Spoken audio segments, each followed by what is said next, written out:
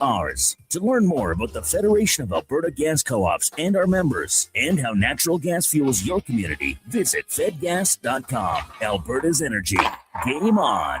Whoa, I gotta put some money on the game tonight. We hit our monthly budget. Whoa, how did you get in here? I'm you, the responsible you. We're right. We'll play another time. Sounds more like us. If you gamble, use your game sense. Visit GameSenseAB.ca.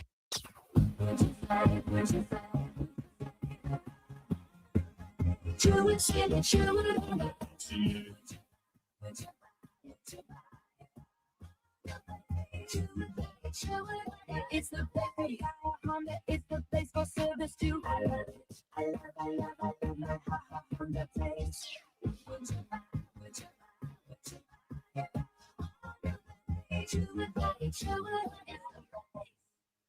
Ooh, baby, do you know that's what? Ooh, there's a place.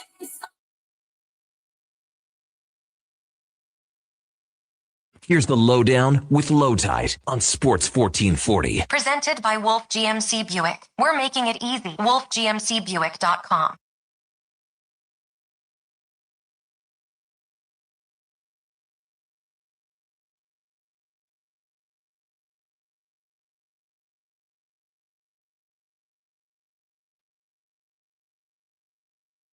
Today's show, Oilers versus Penguins tonight. McDavid versus Crosby. Jari versus Seeloffs, plus NFL playoff preview, and the New York Mets make another late-night deal. The best of all, winter is officially over. Yeah, baby.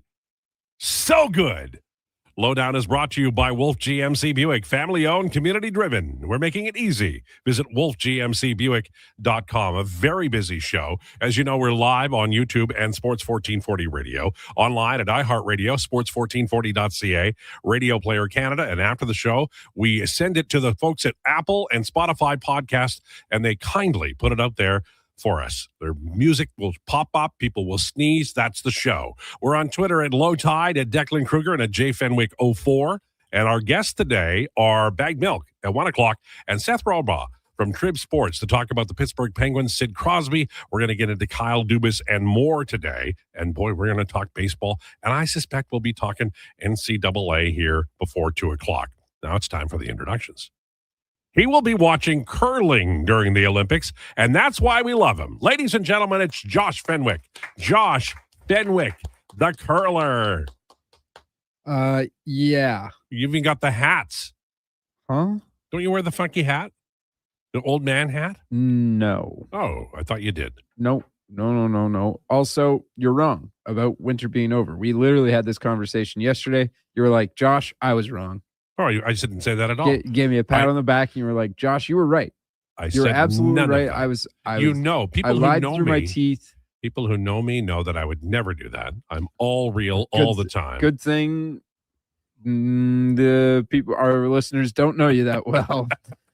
Well, that's true. All right. He will be watching the NBA and producing draft coverage for Elks Nation in anticipation of the CFL draft April 28th during the Olympics. Put the entire draft on television, you cowards. CFL draft, the Rouge, everything. Put it on television. It used to be there. So what? They embarrassed the commissioner. I don't care. Ladies and gentlemen, it's Declan Krueger. Declan Krueger. CFL draft on television. It's time. First two rounds are televised. Yeah, but they're not. They're sort of like, okay, we're going to go till 8, but then if they're, the end of the first round, we'll just do it online. You get them. Yes. You get them on TSN, and then rounds 3 to 8 go on TSN. I want it all on TV. I want 3 panels. I want Bob McKenzie there. I don't even care if he doesn't know about the Bob CFL. McKenzie? Yes. The hockey guy? Yes. Okay. And I want Frank Rigney and Ernie Afghani's. Every damn person should be there. You know who I want? I want Dave Randorf. Yeah. I want Jock Climby. I want Matt Dunnigan. I want Chris Schultz. Rest in peace. God rest his soul. I miss him so much. That's who I want. I met him. It was when the Grey Cup was here, and he was. You know what? I know he was busy. He was on his way somewhere, and I stopped him. And I just told him what I thought of him and how professional he was and how much I respected him. Yep. And even though he had to go, he talked to me and he told me a couple of stories. And I will never forget that. And may he rest in peace. That is what we all should aspire to be. Yeah, obviously I've never met him, but he had the impact on me just watching the panel as one of the nicest guys in the world. Yeah, he also played for really good teams. Did he play for the Rough Riders at all?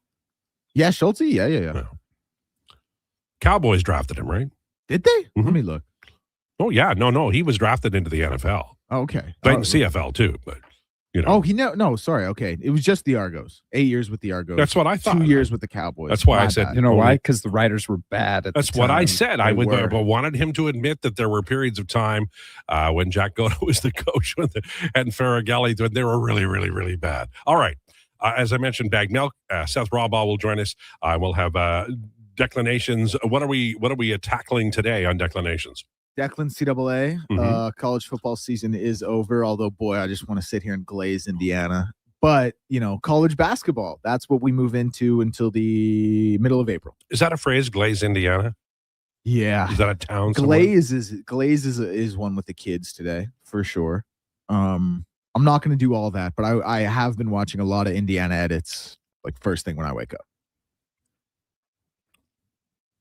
First thing I do when I wake up, put my pants on, come to work. That's literally my we morning thank you for routine. that. You're welcome. That one time you didn't, we were all embarrassed. Yeah, well, sometimes you just forget things. Mm-hmm. I don't understand this, so I'm going to read it, and you guys can tell me what he's referring to. This is Greater Man Jay. Good day, Lowetide. I'd like to apologize on my celebration theory comment. Seemed to upset you. My dad heard it from a talk show from West Coast. I don't remember it. What was I upset about? Except like for Josh's lack of combing his hair. I don't get upset about anything. Yeah, so I'm going to be honest. I don't know what he may have actually, I do know. So he had texted in and said, "Hey boys, I heard a theory about last night's game. Was that Nugent Hopkins?" Right. Oh, right. Yeah. No, I apologize to you if you thought that I was reacting to you. What I was reacting to is the Ottawa individual who tweeted out some pretty salacious things about a Senators player. I'm not going to repeat it. And it went, it got a long way. And I two things. Number one, I think that's such bad form. And number two, we as the guardians of the public airwaves need to be very careful about that, because when we talk about it, we lend credence to it. We give it a wider berth. We give it more attention than it deserves. So I wasn't mad at you. I was mad about that. And then disappointed. Anything that we had taken part in.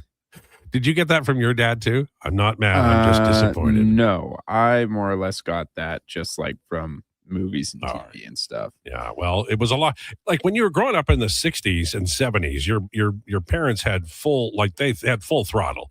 They could dig in, look for the fastball, and hit it out of the yard. You send a boy to do a man's job. Like in my school when I was young, if you were in trouble with the teacher, you were also in trouble at home.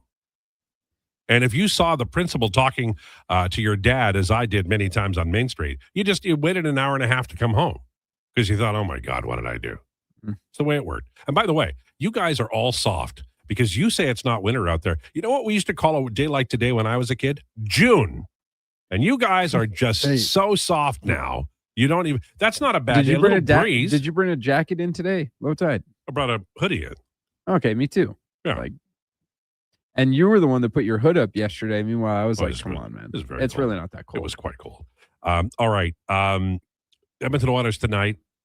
The lines and pairings are they're a mishmash. You should know that Tristan Jarry's starting. I think that's the right play. I'm disappointed Stuart Skinner isn't starting for the other side.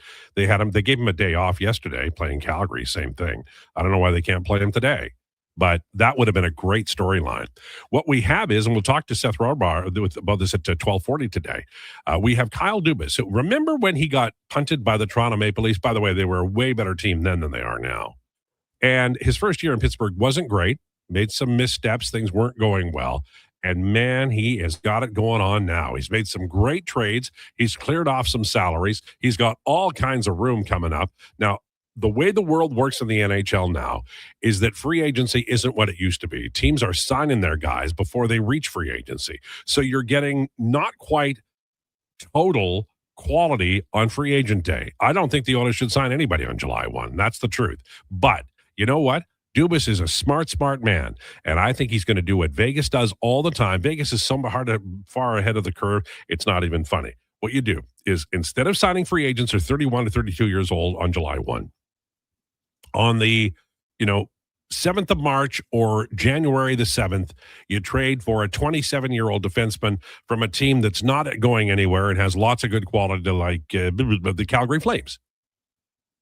And you get Hannafin, and then you sign him when he's 26, and then you've got him through a really important part of his career. You're not buying the dregs. You're not buying the post-brilliance. You're not buying the off-peak years. You are absolutely booking that hotel in peak time, and you're running him during the best years of his life trying to win a Stanley Cup.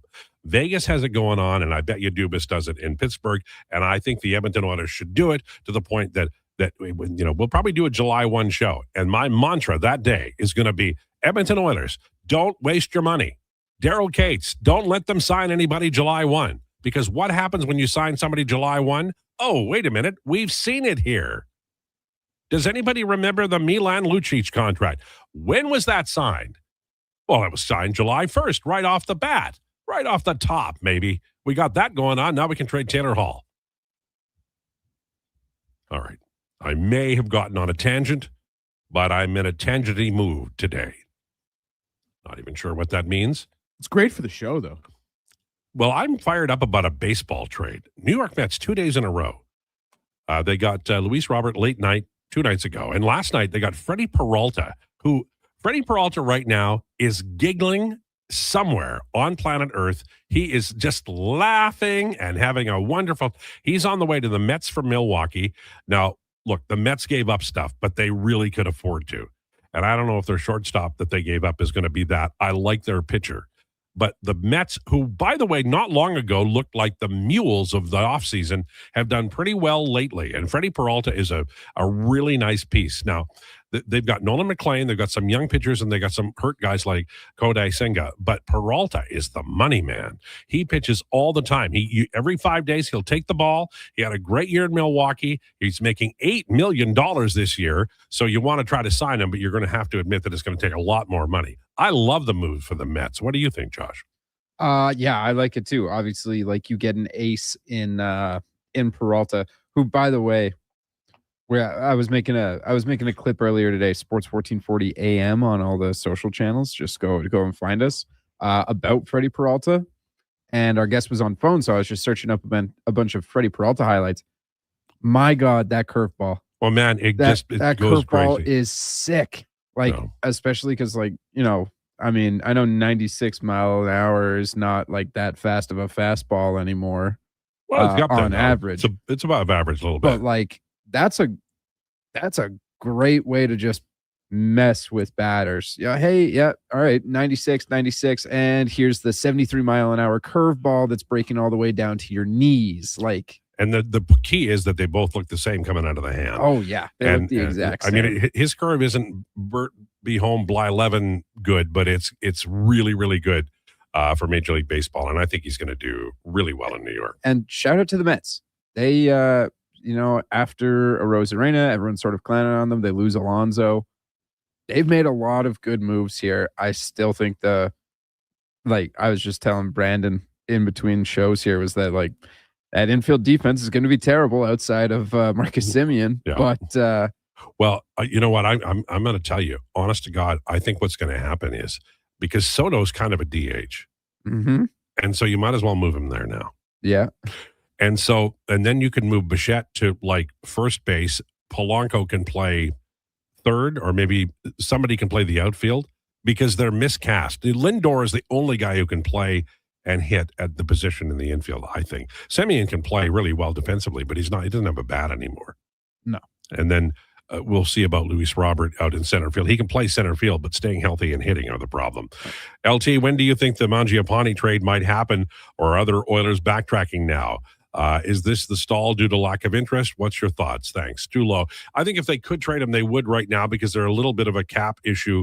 When Leon gets back and Kapanen gets back, it'll be fine.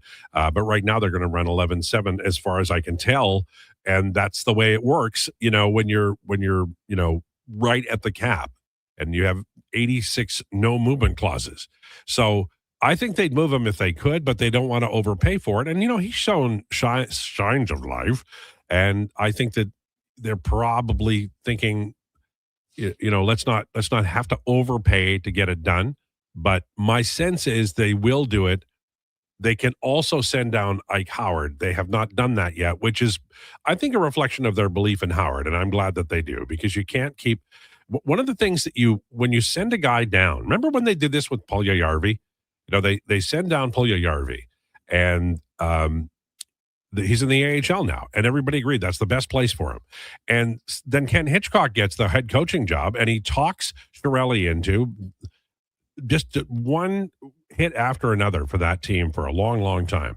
So they call Puljujärvi back up, and then, Hitchcock tires of him. And then what are you doing? You're sitting there with this, this guy that the coach doesn't, really want to have anything to do with. And Puljujärvi could have been, he was doing brilliantly well down there with Jay Woodcroft. I think he had 4 points in 4 games. Organizations, when you send somebody down, as they do with Ike Howard, that's fine. He's flourished down there. But now you've called him up, and you've got to give him a full board chance. And I do give credit to Stan Bowman for doing that. Anything in the NBA or NFL that we haven't covered that we should talk about in the opening segment? 20 years ago today, Kobe had his 81-point game. Man, time flies. There's a weird revisionist history about Kobe. I think he's generally often overrated or underrated, depending on who you talk to. This isn't a debate of how you feel about Kobe, but I think we all have to sit back and say the fact he had 81 points in an NBA game, just unbelievable. Well, also put Jalen Rose in a blender. Yep. I think that just like Shaq without Kobe, Kobe without Shaq, right? Like, I think they were both great together. And I think that Kobe was great a little bit by his lonesome, but they're attached, I think, for their careers and for the memories. I think they are attached. Don't you? I'd say more Shaq with a guard and Kobe with a big, because when Pau Gasol came to town, they were a lot better.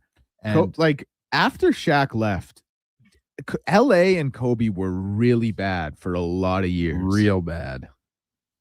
So you're saying Shaq was the better player? Shaq was definitely the better player. He was a great college man. I watched them. I would race home to watch him play out with LSU. And Kobe, obviously an all-time player, top 10 player all time. They won 3 MVPs together. They won 3 championships together. Shaq won 3 finals MVPs. That 2000 finals, Kobe averaged 15 points a game. He also had an 8-point game and a 2-point game in that 2000 finals. Now, he did get hurt in that 2-point game. He had to leave. But still, like an 8-point game, there's no question Shaq was the man. But again, I'm not putting down Kobe. No, I'm just saying Shaq was. Was Shaq brilliant without Kobe? Did he have fantastic years and win championships without Kobe? He did win a championship without Kobe, but to Josh's point, he needed Dwayne Wade to put up 35 points.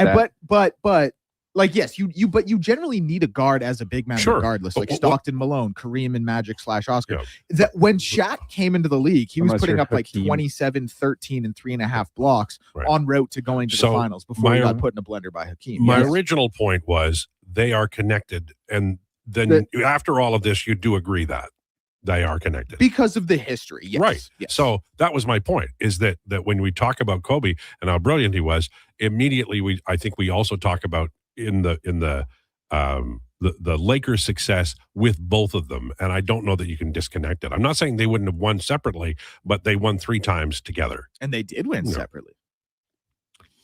I will say this: that Kobe was, in my opinion, Magic Johnson will always be the number 1 Laker. See, I agree. I definitely agree. I think Kobe is the second best Laker ever. I don't think Kobe is the second best player to have played for the Lakers, but I think he is the second best Laker of all time. So now you're confusing me, because now he's better than Shaq and Kareem. I think he was a better Laker than them, and he meant more to the Lakers because he was there his whole career, won franchise.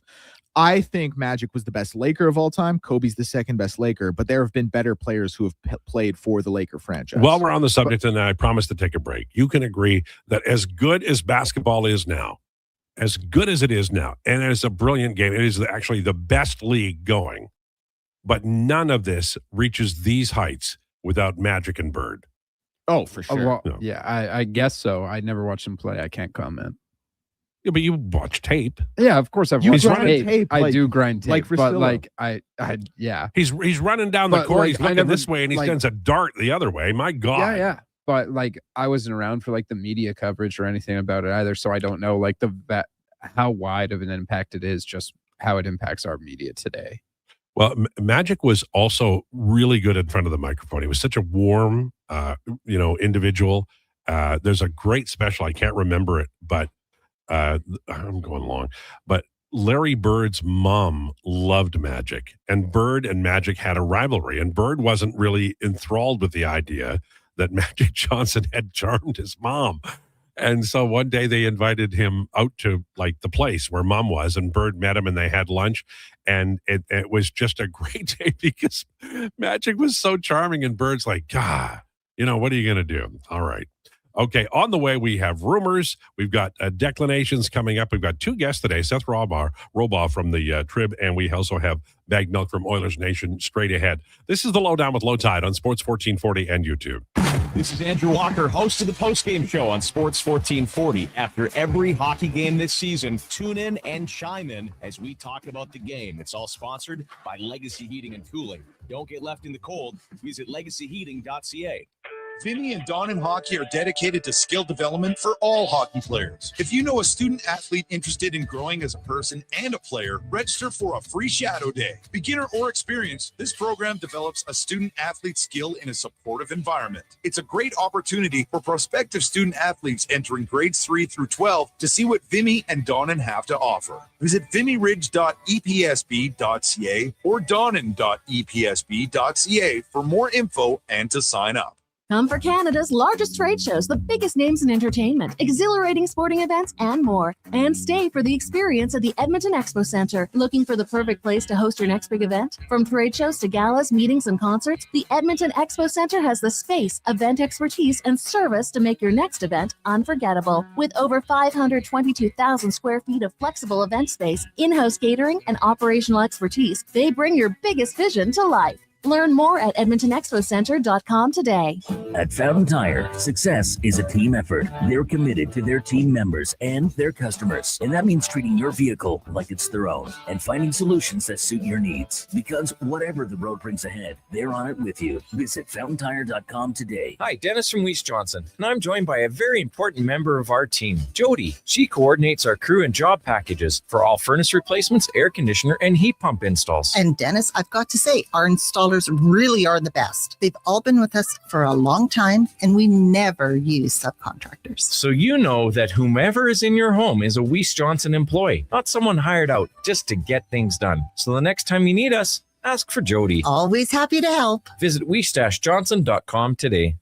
Welcome to Uncommon. Welcome to Subaru. Engineered for Canadian winters, built for real-life confidence. Tackle the ice and snow with Subaru's symmetrical all-wheel drive, delivering the power, control, stability, and grit you need. And when the temperature plummets, you'll cruise in comfort with heated seats and heated steering wheel. All this plus peace of mind with Subaru's top safety pick status for 19 years running. This winter, it's time to get you into a Subaru. Visit Subaru.ca today.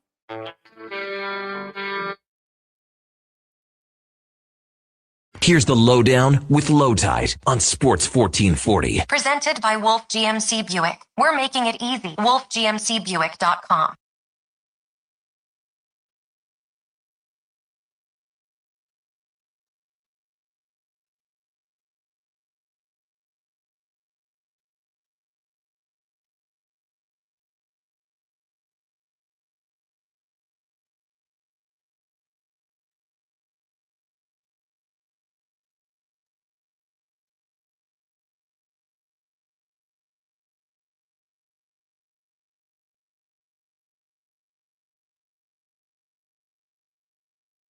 On Sports 1440 for Wolf GMC Buick.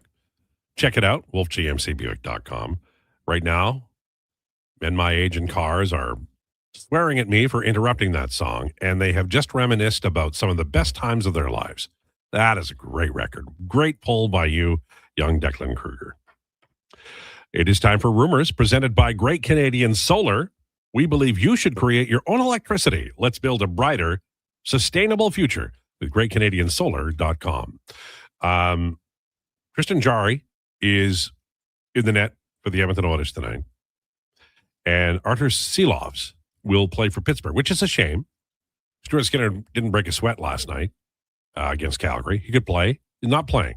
It's okay, but it would have been a great storyline. And I think the NHL misses opportunities like this, like a lot. And it's disappointing.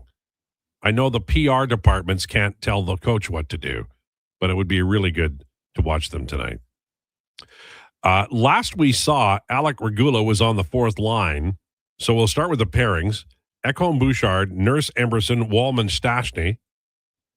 And then the top line is McDavid with Nugent Hyman, Roslovic with Howard Savoy, Lazar with Janmark Mangiapane, and then Frederick in the middle with Podkolzin and Regula. The only thing I object to, really, I mean, Regula, I'll just pass on. I mean, he only played 2 minutes the other night. Surely to God, if he plays right wing, he'll play 4. But I don't know why Podkolzin's on the fourth line. So I'll tell you honestly, my suspicion is these aren't the lines. That's my suspicion. I think that Podkolzin, unless he's hurt, it would play much higher in the lineup. And my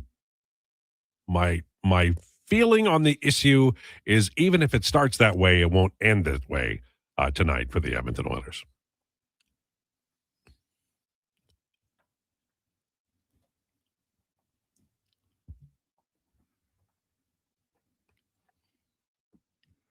Jack Roslovic, 2C, hey?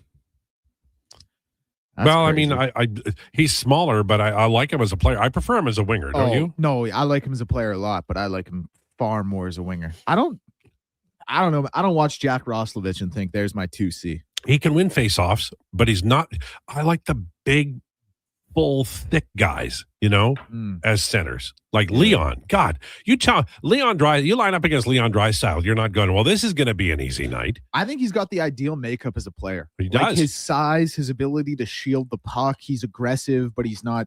He can actually be very chippy, but you don't think of him really as like a chippy player. But he's got the build for it. He's got the stature. Like he is how you want your center built, especially when you mix in his skill set. He's like Paul Bunyan brought to life, man. Yeah. He's like with the what Brainerd. What was that?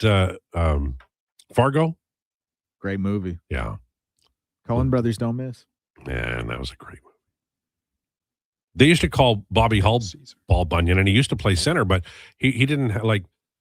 You got to be really, really quick with the brain, and Leon can do that. I love him as a player, man. Craig McTavish raced to the podium, and who could blame him? I get what DK is saying, as I'd say Gretzky is the best Oiler player of all time, but Kevin Lowe is the best Oiler.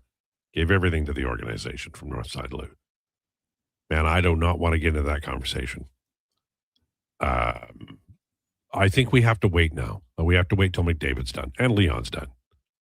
This is at the end of this day, when all of these cats have played their entire career,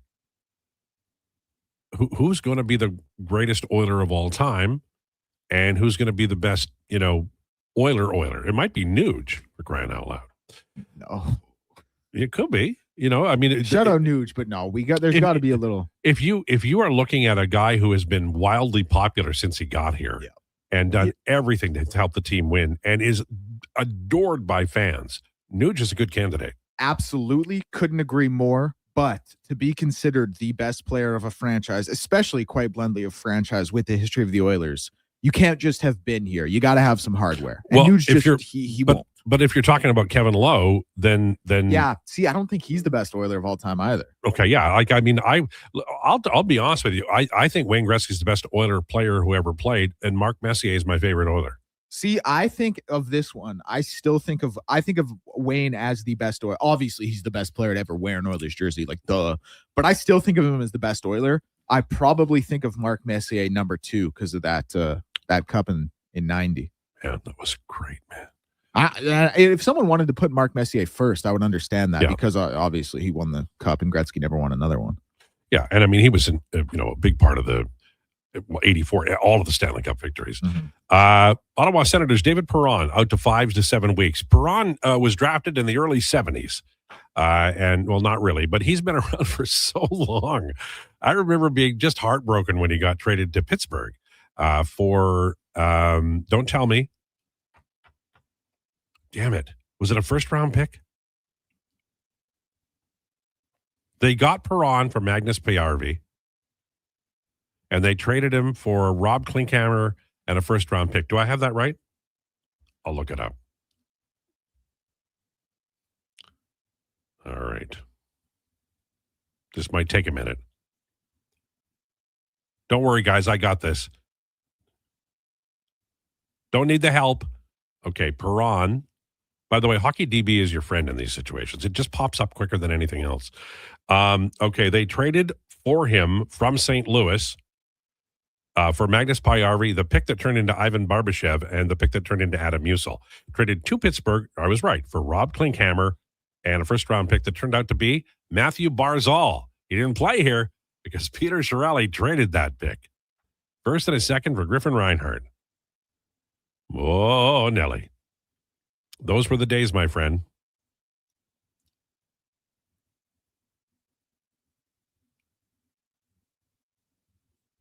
I'm looking through stuff right now, just so you know. The Kraken are open to trading Shane Wright. He's been disappointing there. Remember the glare he gave? Who did he glare at? I can't remember the team. Was it Montreal? I can't remember what team that didn't take him. And I think he said something like, I'm going to make you pay. This would have been 2022 draft. So the teams that passed on him were Montreal. They got Slavkovsky. New Jersey got Nemec, and Arizona got Logan Cooley. Would either of you guys take Shane Wright over those three cats? I really liked Shane Wright coming out of when he was drafted. Oh yeah, good player. But I don't think I would. Would you? No. Yeah, I don't think so. No. I had really high hope for Shane Wright. I thought he was going to be the first pick. Yeah. Do you know the 2022 draft? It's not that old, right? It's not that many years ago. Mm-hmm. I'm not going to count live on television, but I think it's 3 or 4 if we count this year's draft. Mm-hmm. Slavkovsky has 250 games. Cooley 186. Minchikoff's got 176. Shane Wright 144. Then it's Lane Hudson, who might be the best player in this draft, at 134. Cutter Gauthier 132. Casper is 128. Nemec is 123. Juracek not bad too. Some drafts you get the number 1 overall pick and there's just nothing there. That was a pretty good draft, and I think Montreal did okay. I would say they did pretty well. As I mentioned earlier, the New York Mets have traded for Freddie Peralta. He is their ace as of today. He goes every 5 days. He can win 15-plus games. He throws 100 pitches, and he usually gets 6 innings. This is a really nice get for them. Now, they had to give up 2 young, really good players, but that's a trade I think the Mets had to make. Bellinger signs with the Yankees. They blow them off the front page by picking up Freddie Peralta. I think that's fair. Now, the question I have for you baseball nuts out there, and don't even pretend you're not thinking about it. Tariq Skubal is not signed by the Detroit Tigers. He'll be a free agent. If I'm now, the Dodgers say they're not interested, which is always a lie. Here's a clue for you about the Dodgers. When they say they're not interested, they're lying. What they are interested in doing is waiting until the last minute and then swooping in and get the guy, which they have done many times. Tawny, other players, the Mookie Betts trade, and most recently the Tucker agreement, which was this week. But if I'm the Baltimore Orioles, I have almost every position. You've got a great young player. Don't have a lot of pitching, but I would go to the Tigers and offer them the sun and the moon and the stars to try to pick up Skubal, because he instantly makes you not just a challenger in the East. He makes that, first of all, it's the division of death as soon as they make that trade. But they have so much. They're just loaded everywhere. Because you just love the rich getting richer. The Orioles have not won recently. Yeah. But they've got great young players, and they've got to turn. They're at that point where they've great young players and they don't win anything. Now you've got to win something, and their pitching was terrible, and they've done a really good job adding to pitching this year. but I would try to go get Scooble if I were them. That would be my big time move. Would be fantastic. And everybody would talk about it too. It would be front page news, mind blowing, the kind of thing the NBA does routinely. Any big names going to go at the deadline in the NBA? Giannis, maybe. That would be wild, eh? Anthony Davis, maybe. Where would Giannis go? Miami. Oh, come on. I hope. Look, you got the Jimmy legs. Everything is Miami. It's 6 degrees of Miami. It is a little bit, but this is the thing with Giannis in Miami. Like, and this is a very real thing. His mindset and his approach to the game fits Miami perfectly. I'm still on the Thunder train. They need him. They have the pieces. They need him. They need him bad. They got nothing without him. Dodgers of the NBA, quite frankly, if that happens. Give him to Denver. Pair him with Jokic. I still think his ideal landing spot is the Spurs. Like him and Wemby as rim protectors. Why not the 76ers, you jackasses? He's not getting traded in conference, I don't think. I could see it, but you're probably right. But like, what's the package look like from Philly? Well, a bunch of first round picks and Embiid. It probably has to be like Maxey, right? No. And do you want to give up Maxey? No, you need to pair him with. Okay, so then you're giving up Paul George or Joel to make money work, and no thanks. Like no, 100 first round picks. In football, Cowboys have hired Christian Parker as DC. Is he awful? I'm hoping. I don't think he's awful, but it doesn't really feel like a Cowboys hire to me.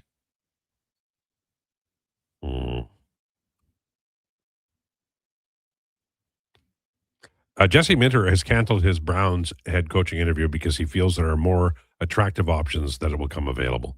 How bad is that? Probably right. Well, I mean, same thing. Like Mike McDaniel took his name out of the running and went to be an OC. It's bad in Cleveland. It's really bad. I think what happens is they interview and the owner says, you need to do this, this, and this. And they go, okay. Don't you think? Yeah, like probably. I don't know. Like, but my thing is, if I'm the Browns, like, I don't think you can exactly have a laundry list of demands. I think you kind of got to be like, hey, we'll just please do what you can to make us better. Like, we'll help you. We just want to go in a positive direction. What about the Bills? We're going to have a actualities all day. We're this story is we're going to follow very closely. Who's the next head coach there? No idea. I've like been asked this. I've thought about it. I don't know. Harbaugh would have been, great. Obviously, what about Marv Levy? No, okay. I don't mind I don't know. Joe Brady got interviewed for the job. I really like what he's done as OC. I was listening to something because I've really been of the mindset that I want an offensive coach to maximize the lack of weapons there. But I was listening and someone kind of made the Big Cat on Pardon My Take. He made the point like Josh Allen's so good, he's going to make it work offensively. Why not in another defensive coach and just really be a team that can lock you down defensively and then just let Josh Allen do what he does on the offensive side of the ball? And that's not a bad idea either. That's fair. We'll do this and then we'll take a break. We're going to be talking to Seth Rohrbaugh from the Trib about the Pittsburgh Penguins in 2 shakes of a lamb's tail. Slurpee Sean says, hey, Lowetide, love the show. Do you have any thoughts on Daniel Nugent-Bowman being let go by the Athletic? Sorry if you've talked about it already. I have not. I became aware of it when everybody else did. And all I can say is from my personal point of view, brilliant writer, fantastic guy. I don't know the situation. I think Daniel should be the one to address all of those things. But I enjoyed every minute I spent with him and worked with him. And I loved reading his stuff. And I wish him all the best. And that's all I can say. But yeah,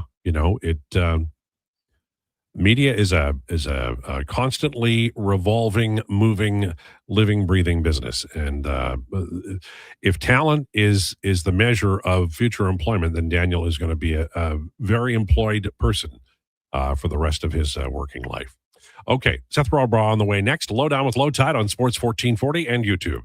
60 years ago, we started selling trucks as Western GMC Buick. Today, we are Wolf GMC Buick. We're still located on the corner of 184th Street and Stony Plain Road with the same ownership for over 2 decades. Our customers have trusted our family-owned, community-driven business. And for that, We are thankful. If you're looking for a truck or SUV, pop in and one of our seasoned professionals will get you a great deal, hassle-free. Come trust our team at Wolf GMC Buick. Wolf GMC Buick. We're making it easy. This Sunday, it's high-impact family fun that's second to none. See Oil Rumble 3, an afternoon of wrestling in Ice District. Catch all the slap shots and suplexes as your Edmonton Oil Kings battle the Saskatoon Blades. It's Family Fun Sunday with face painting, bouncy castles, plus pregame and intermission Love Pro Wrestling matches. And Calamont Kids food combos are $10 or less. Value that hits harder than a steel folding chair. Edmonton, Saskatoon, Family Fun Sunday, and Oil Rumble at Rogers Place. Great seats at Rogers Place start at only $20 at oilkings.ca. The longest running basketball show in Canada airs every Saturday morning at 10 on Sports 1440. Hoop City with Paul Sir introduces a new generation of basketball talk, and it's right here on Edmonton's home for sports, Sports 1440. Made for some rough roads, but it means trails are now packed and ready for action. Don't miss out on riding adventures this winter with a Ski-Doo from Riverside Honda and Ski-Doo. Work or play with new 2026 Generation 5 models with class-leading design and power. And right now, take advantage of 5.99% financing OAC. Only at Riverside Honda and Ski-Doo. 15 Inglewood Drive in St. Albert. And always at riversidehonda.com. Shop local, shop Canadian. Diablo Boots sells only Canadian-made work and biker boots made by Canada West. No American or boots made in China, so no tariffs. All of Diablo's boots have replaceable soles and heels for longer life. Sizes 6 to 14 Triple E. Buy quality, buy Canadian. And support Canada West and Diablo, the two best names in the boot business. So save on boots by Save On Foods. That's Diablo Boots, 3340 Gateway Boulevard on the east side of Save On Foods. Buy Canadian. They're terrific. He's heading into the driveway. Temperature's dropping fast, folks. He opens the hood and, oh no, the battery's on thin ice. Yeah, that's a tough break, Tim. I mean, you can't expect to compete and win with weak parts in your game like that. But wait, he's made a clutch move. He's gone to Napa Auto Parts for the win. They've got batteries, winter-grade oils, antifreeze, and wiper blades built for cold Alberta conditions. That's a championship play, Tim. With over 85 Alberta locations, visit your local Napa store today or shop online at napacanada.com. That's Napa know-how.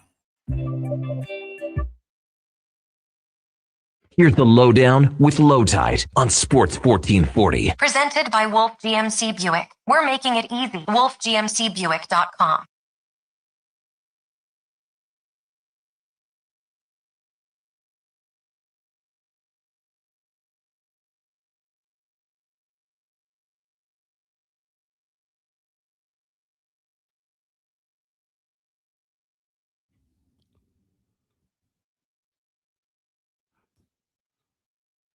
It's 1241, Lowdown with Lowetide, brought to you by Wolf GMC Buick.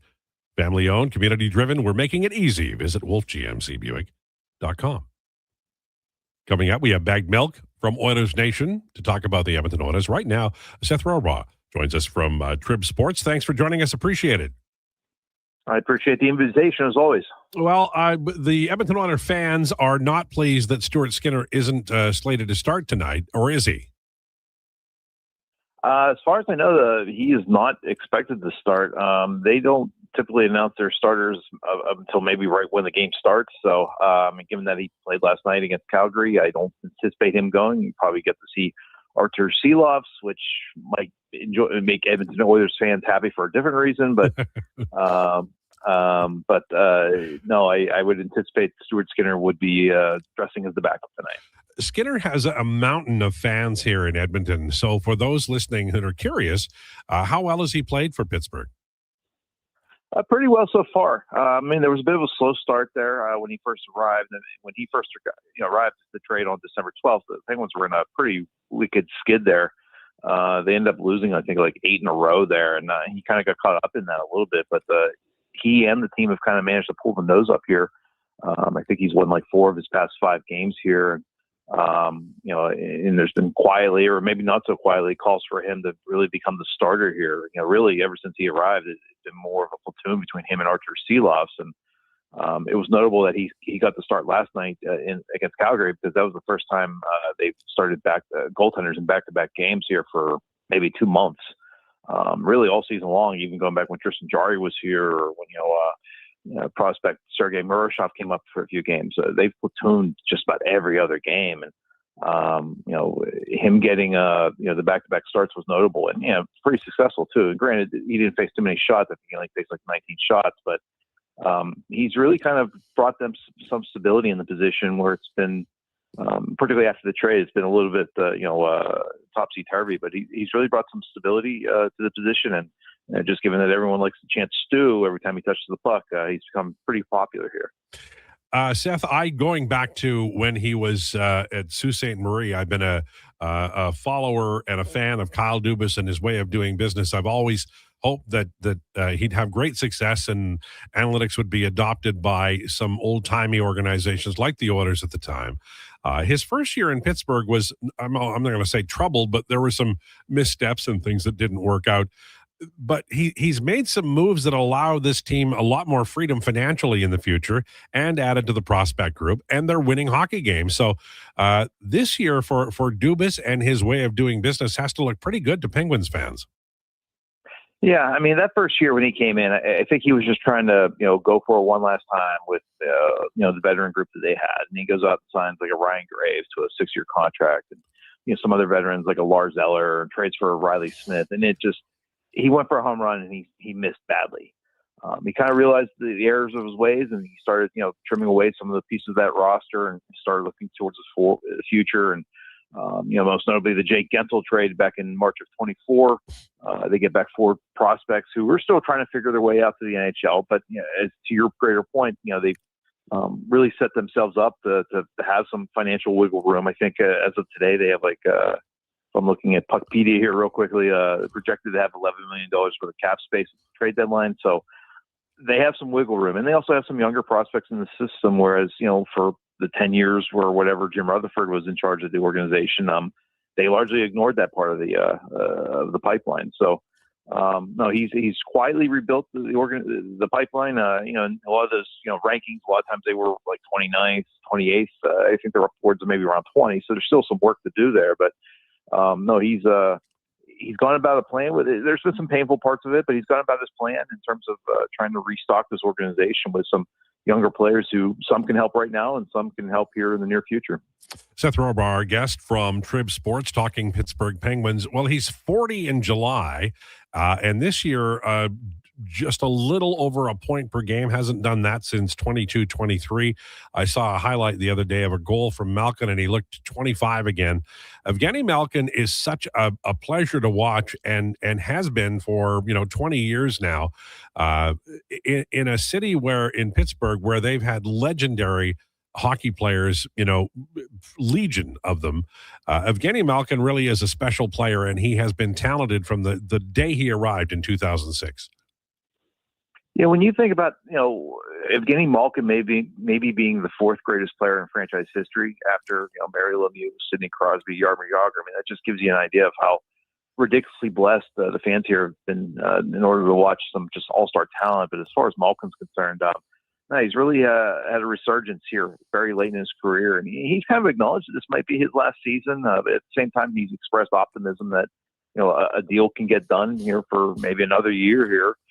As you mentioned, he'll be 40 here. Injuries and health are very much a concern. In fact, he missed 15 games, I think it was, throughout December with a left shoulder injury. And in fact, right now that injury is still, not 100% healed. And as a result, he's actually been playing right wing on the second line with Tommy Novak and Igor Chinnikov on his line, with Novak being center. But regardless of the position, he's still, creating offense, and he can still be a fairly dominant force. Maybe not the guy who won the Art Ross back in 2012, but still a guy that drives a lot of things on the ice, tilts the ice when he really wants to get on the ice, and still very dangerous on the power play with a one-timer from the right circle there. So if he's healthy, and that's always a legitimate concern with him, if he's healthy, he can still be a guy that is a big reason why you win. And, you look at the game in Calgary, that line, all 3 members of it scored a goal with Malkin, getting 2 points out of that. So, again, it's been a blessing to watch him for Penguins fans here in Pittsburgh for 20 years. And he's still going fairly strong, even as he approaches 40.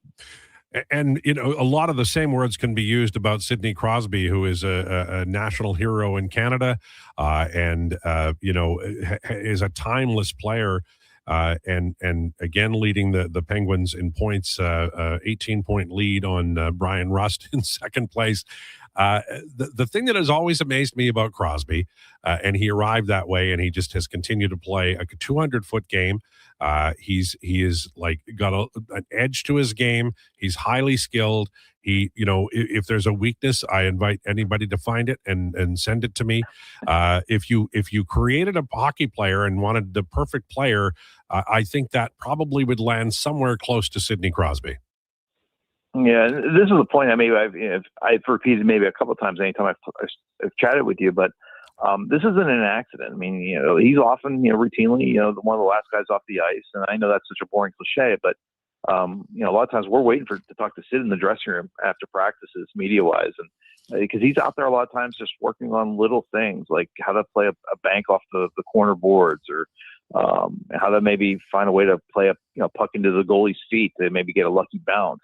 A lot of times he'll be out there with, guys are maybe kind of up from Wilkes-Barre Scranton of the American Hockey League, helping him out because, working that little bit extra helps him out as well. So he's obsessed with the game. And, the fact that he's still doing this after 21 seasons and playing at this level, again, it's no accident. He continually works at this. And there's a great commitment to off the ice in terms of, training and diet. And I know those things, no duh, every single NHL player does that. But he really pushes himself in a lot of those ways that, really, I guess, sets an example for so many of the players. A few months ago, I talked to Brian Dumoulin, the former Penguins defenseman, now the LA Kings, and the one thing he said he picked up on how to maybe keep your skating at this stage of your career. He's in his mid-30s. Is when the season's over, don't quit skating. He said a lot of times he'll come to Pittsburgh and he'll skate with Sid at the practice rink here in Pittsburgh, and they'll go at it for a few weeks. And I think Sidney Crosby's really learned how to grow his game, even as he, approaches 40 himself. And again, like I said, the success he's enjoyed over these 2 decades, it's no accident whatsoever. It's for a legendary player like that, an all-time great. There's it's a limited number of things you could maybe do in the game of hockey, to hang around and like Rocket Richard coached one game for the Quebec Nordiques in the WHA and quit. Gordie Howe, played with his kids in Houston in the WHA. Wayne Gretzky coached, but he wasn't a brilliant, head coach in the NHL.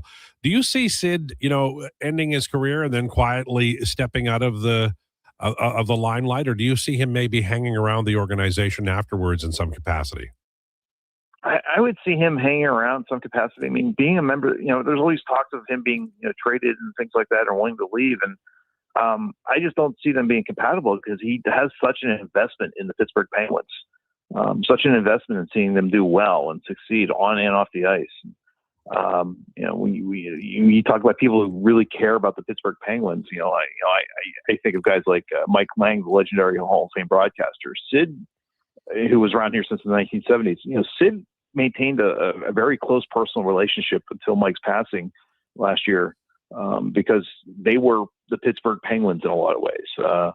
That's to the degree that Sidney Crosby cares about this organization, cares about the city. Now, hey, who knows? Things could always go wrong or sideways. The cliches, Wayne Gretzky always got traded, so anyone can get traded. But Sidney Crosby has such a deep personal connection with the Pittsburgh Penguins and wanting to see them do well on and off the ice. I can't imagine him ever divorcing the organization, even after he retires as a player at some point, which the way he's going might not happen for many years at this juncture. But Sidney Crosby is as much a part of the Pittsburgh Penguins as the black and gold colors.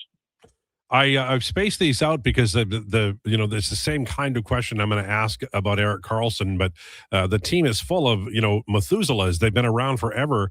Karlsson's had a weird career. Some years I watch him and I'm like, man, this is not the player I want to see in Erik Karlsson skates. And then some years he's just dynamite and out of sight. And it looks like this year is one of those where he is impressing with his skill. Yeah, I think it's twofold. First off, the coaching change, I think, really benefited him the first 2 years here under Mike Sullivan. And he's even openly admitted this. He and Sullivan just kind of butted heads on a lot of things. It wasn't anything necessarily personal. It was just a bad mix. And obviously, Mike Sullivan moved on this past offseason, joining the New York Rangers, and in stepped Dan Muse. And I think Dan Muse is maybe adopted more of a game plan that's a bit more complementary to Carlson's very unique skill set. As a result, you've seen him kind of have by far what's been his best season with the Pittsburgh Penguins in the 3 years he's been here. And he's even had a bit of a defensive component. He's one of the regular penalty killers. You say Erik Karlsson in defense. Those two words almost don't always seem to compute. But Karlsson's game's really kind of leveled off here in terms of being a much more complete player. And I think the other part of it is too. He was motivated by not being part of the first 6 players selected for Sweden's Olympic roster over the summer.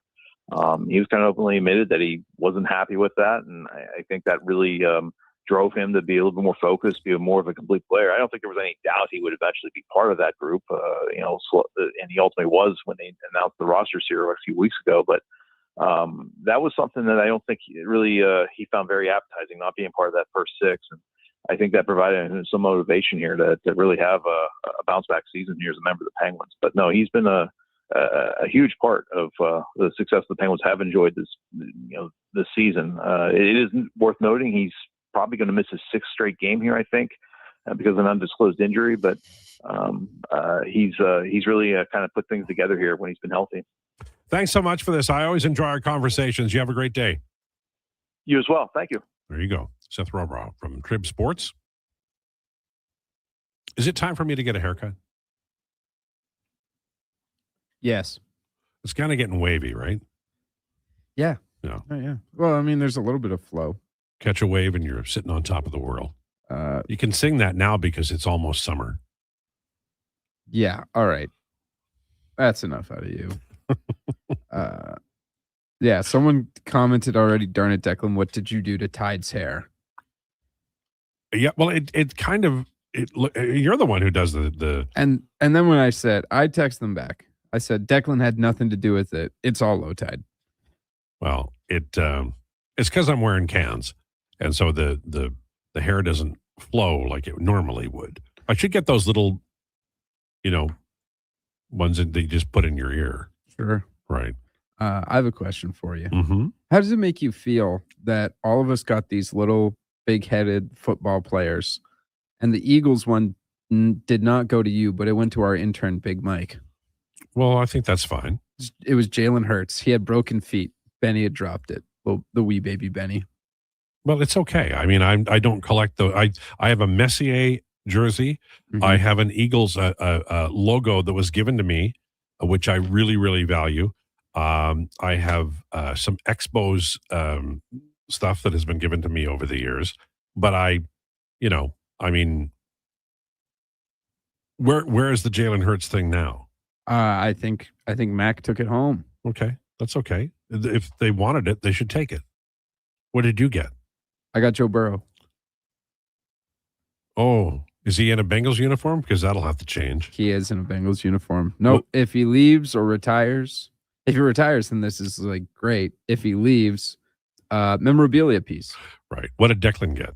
He's getting a Josh Allen one in a couple days. Yeah, of course. Haven't got it yet. Yeah. All alleged. Connor forgot it.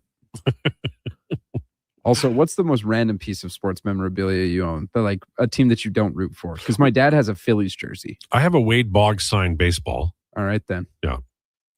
I got a bunch of Blue Jays stuff that I don't value at all because I'm not a Blue Jays fan. Probably my favorite thing is I have a Montreal Expos program from 1969 playing the Phillies. Oh, very fun. Yeah. Yeah. Whoever had the program didn't log the game. Like they didn't do the box score, which is too bad.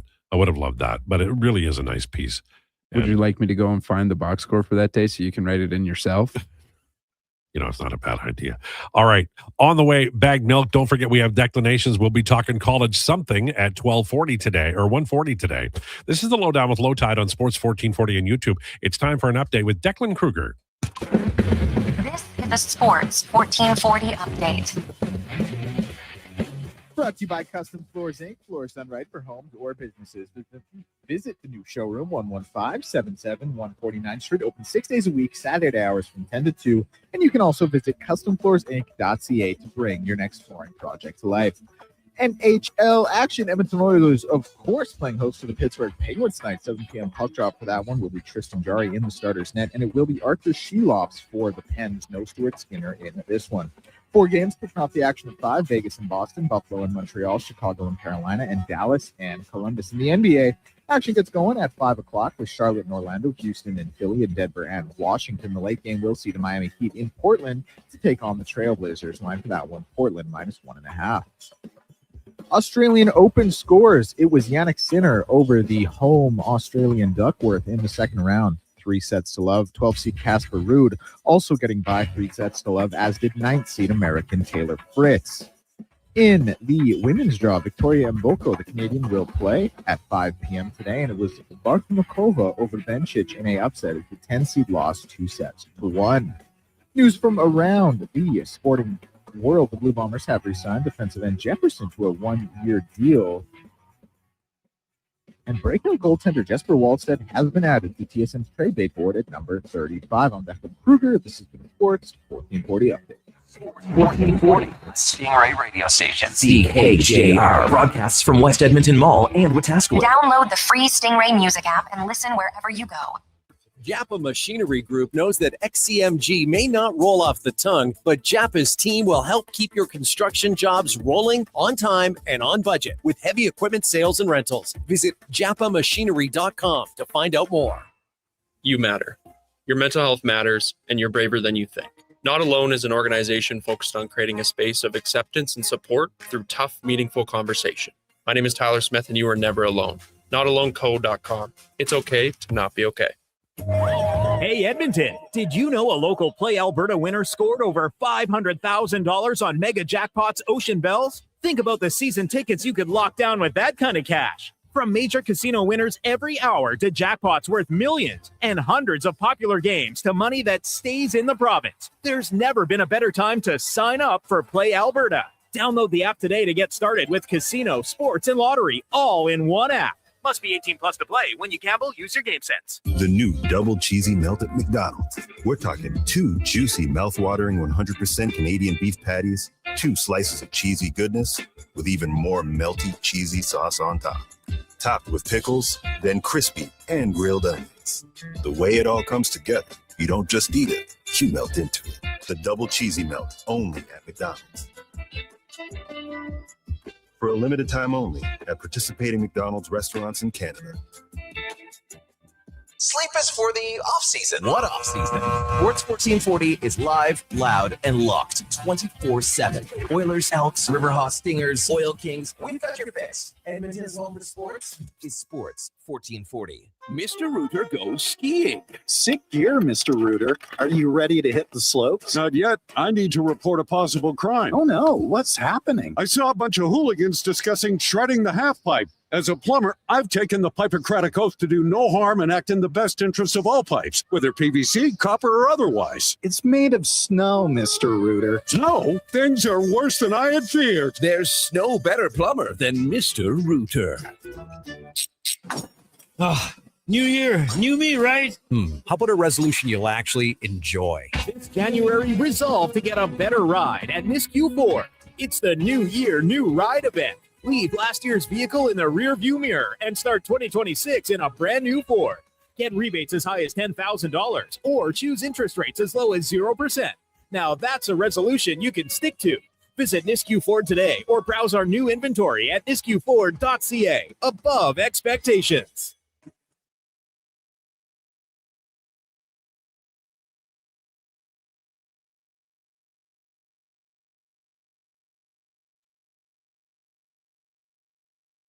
He knows all about the Expos and Oilers. It's the Lowdown with Lowetide on Edmonton's Sports 1440. Presented by Wolf GMC Buick. We're making it easy. WolfGMCBuick.com.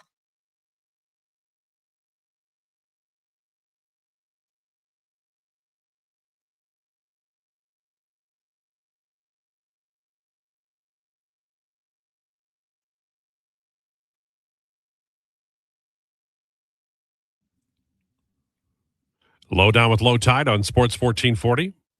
A couple minutes after 1 o'clock. We're brought to you by Wolf GMC Buick, family-owned, community-driven. We're making it easy. Visit Wolf GMC Buick. fedgas.com. You're choosing really good music these days. I don't know what happened.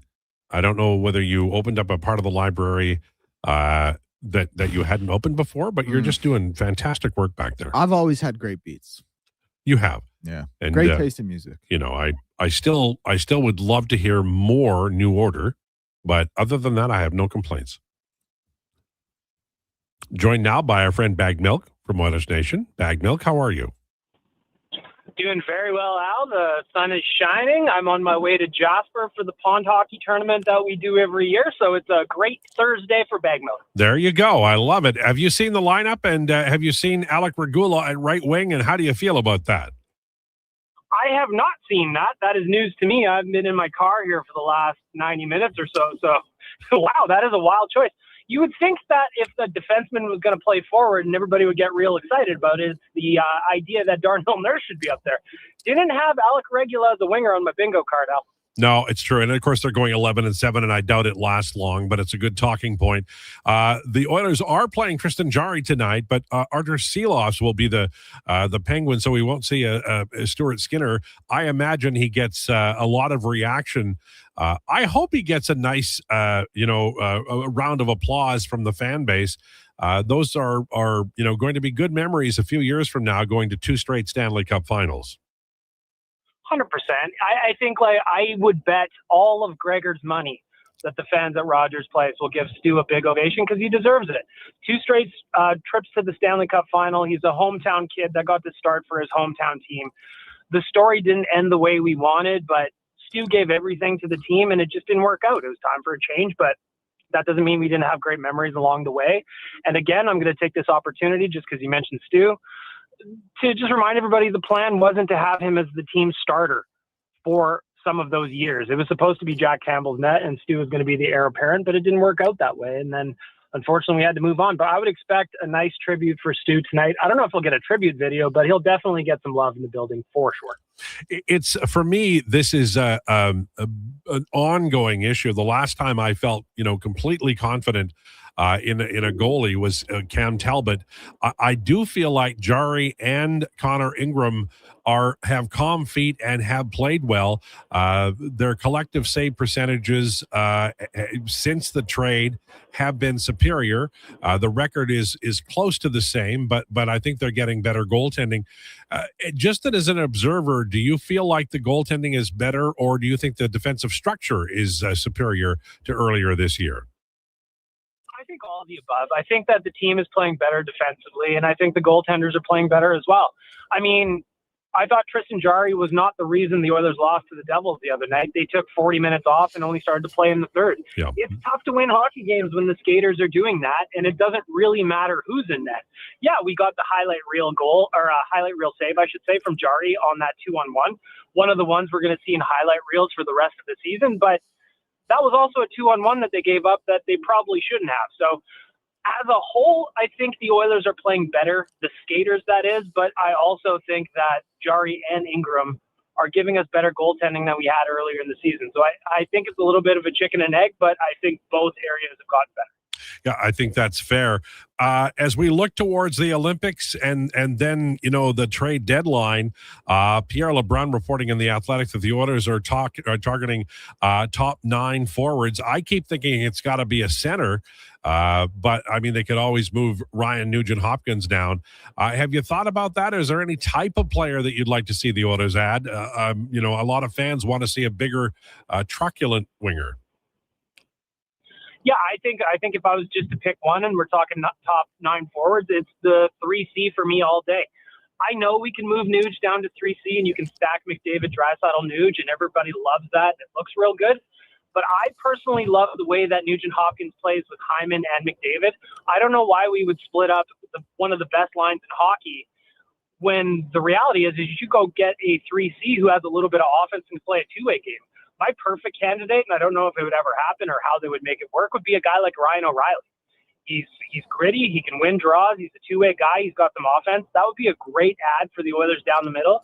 And then you could keep Nugent-Hopkins up on the first line, where I think is probably the spot where if you ask McDavid with a little truth serum, he probably wants Nuge beside him anyway. Yeah, they've made a good pairing for many years now, and of course it rolls over to the power play as well. They're both just such great passers, and when they shoot, they're very effective. I'll admit to you that I always love watching the Oilers. Are wild entertainment, but the Oilers, this version of the Oilers without Leon are they're missing something. Is that fair? 100%, they're missing something. You can't replace Leon Draisaitl. You can do it by committee, and we saw it on the weekend that the team rose up without Leon on the ice. But I think that there comes a point where you need that big man down the middle who controls tempo. He can slow the game down. You try and knock him off the puck, he's just going to shoo you with one arm. You can't replace that. And I think that the Oilers did as best they could, but ultimately it would have been great to have Leon in the lineup, especially for that push in the third period the other night. That said, I still do think the Oilers probably could have beat New Jersey had they played for 60 minutes and not 20. I don't know how much Leon would have necessarily helped if he was also included in the group that didn't play for 40 minutes, but 100%. There's no replacing him. He's one of the best players on earth. He's one of the best goal scorers on earth. He's an absolute force, and I'm very, very much looking forward to having him back, whenever his personal situation allows. So obviously we're thinking about him on the personal side, but on the ice, there's no replacing him. Kasperi Kapanen working, probably not, for the next couple of games, but should be back soon. Both Draisaitl and Kapanen were out the other night, and Podkolzin took a penalty that involved an instigating. And with those three off the ice, Leon, Kapanen, and Podkolzin, the team looked smaller.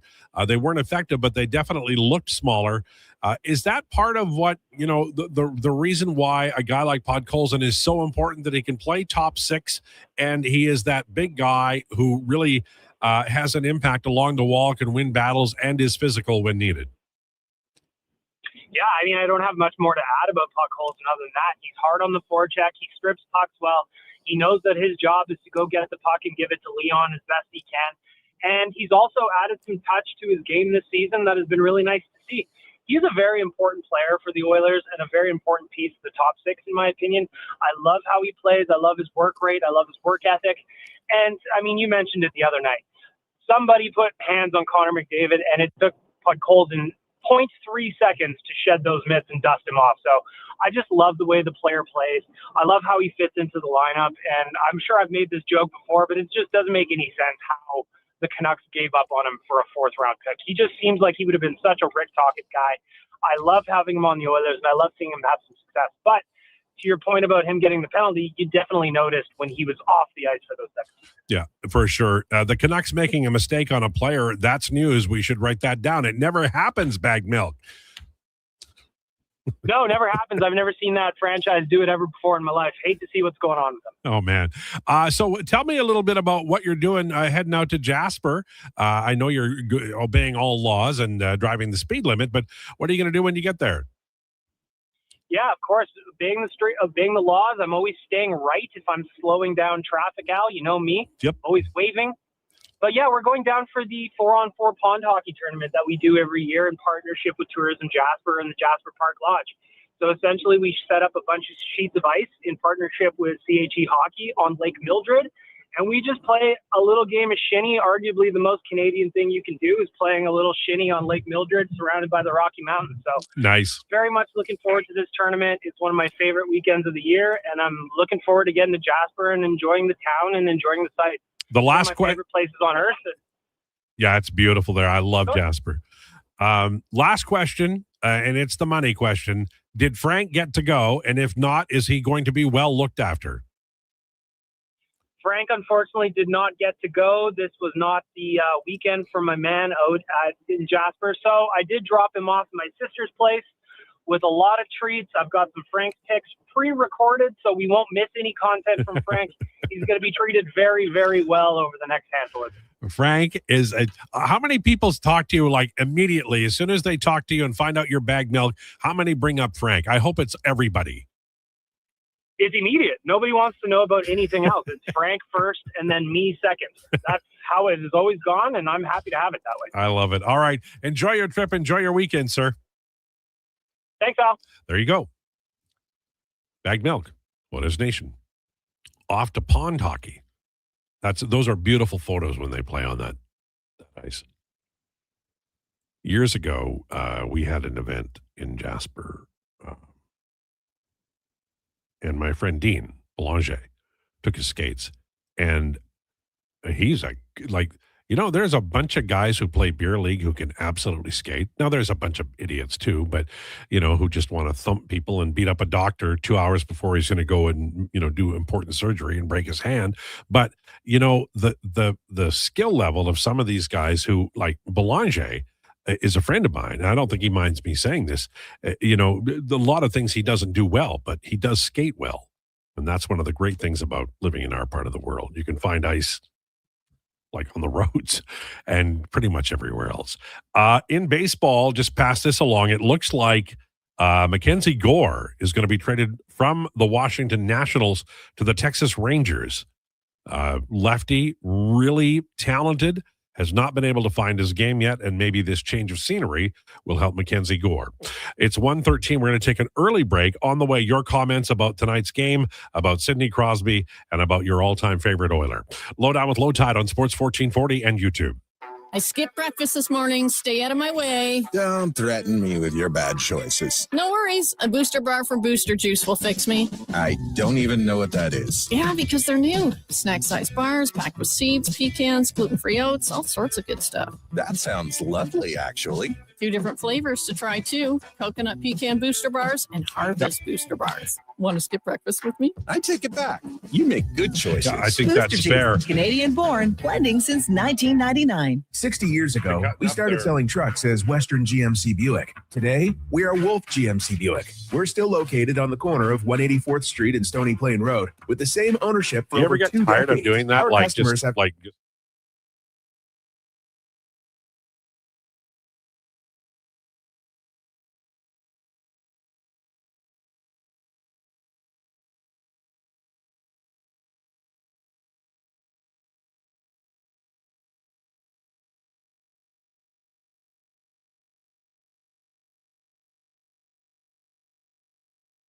Here he comes. Dylan Gunther is in. Gunther holds. To Keller. Shoots.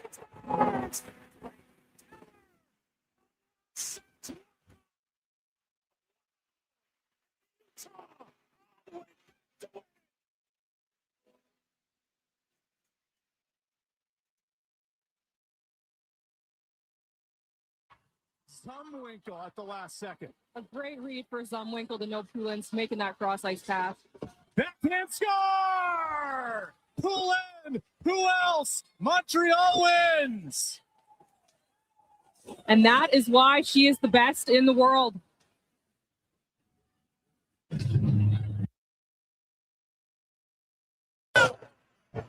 Got hung out, nowhere to go.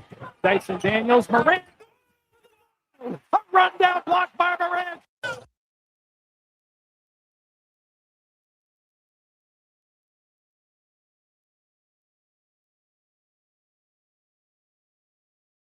Here he comes. Dylan Gunther is in. Gunther holds. Here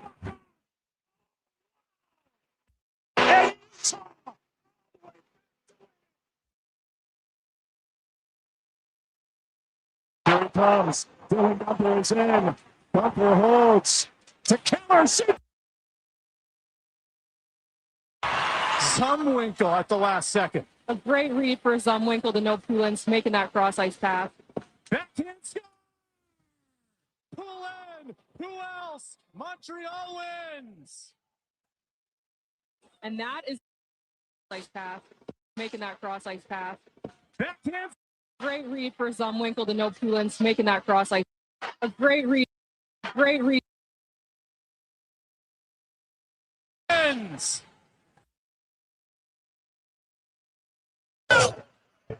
Got hung out, nowhere to go. Dyson Daniels, Moran.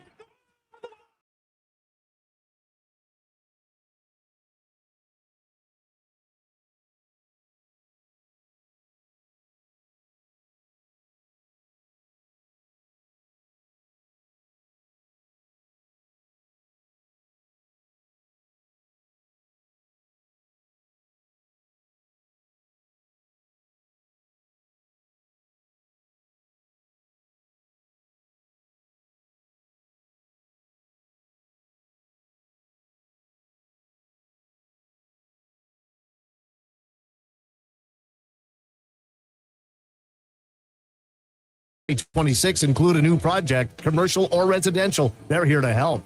And speaking of resolutions, I've taken up pickleball. 11-0. I win. Great. Now I can nap. It's best of 3. Not in my kitchen, kid. Metal Supermarkets, the local convenience stores for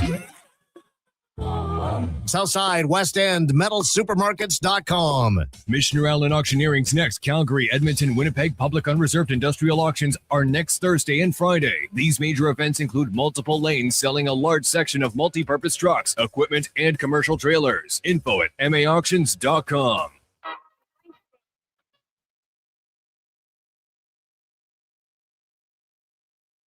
You need the lowdown? It's with Lowetide right now on Sports 1440. Presented by Wolf GMC Buick. We're making it easy. WolfGMCBuick.com.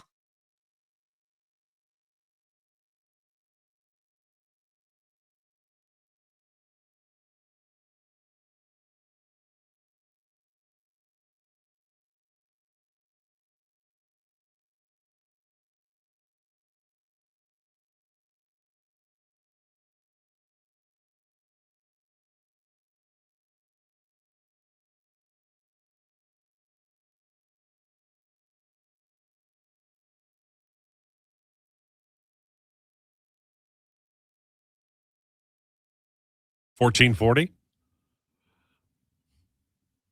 or Wolf GMC Buick. Dallas the Farmer says Lazar should be the number 4 center every game. Guy's solid and good in the face-off, Todd.